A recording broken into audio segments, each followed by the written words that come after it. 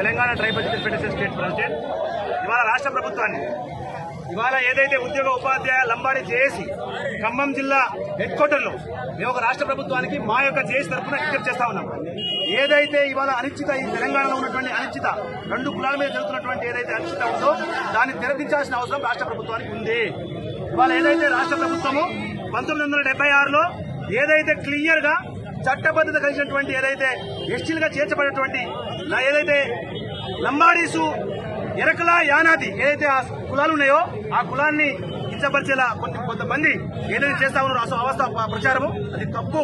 ఇది క్లియర్ గా ఏదైతే ఇవాళ చట్టబద్ధంగా చేర్చబడినటువంటి లంబాడీల యొక్క అంశాన్ని సుప్రీంకోర్టులో ఇవ్వాల్సిన బాధ్యత రాష్ట్ర కేంద్ర ప్రభుత్వానికి ఉంది. ఇక్కడ ఈ అనిశ్చితకు మీరు తెరదీయాలి అనేది మా ప్రధానమైనటువంటి డిమాండ్ తోటి రాష్ట్ర వ్యాప్తంగా ఉన్నటువంటి మీ ఉద్యోగ ఉపాధ్యాయ లంబాడీ జేఏసీలంతా కూడా ఇవాళ పెద్ద ఎత్తున ఇవాళ ఆందోళన చేస్తా ఉన్నారు. 9వ తారీఖున ఇవాళ గౌరవ ముఖ్యమంత్రి రేవంత్ రెడ్డి గారు ఇవాళ ఏదైతే క్లియర్ కట్ గా ఏ గవర్నమెంట్ సుప్రీంకోర్టుకి ఏదైతే ఇవ్వాలో అవన్నీ కూడా క్లియర్ గా ఇచ్చి మా ఆత్మగౌరవాన్ని ఆత్మాభిమానాన్ని కాపాడాలని విజ్ఞప్తి చేస్తా ఉన్నాం. Thank you.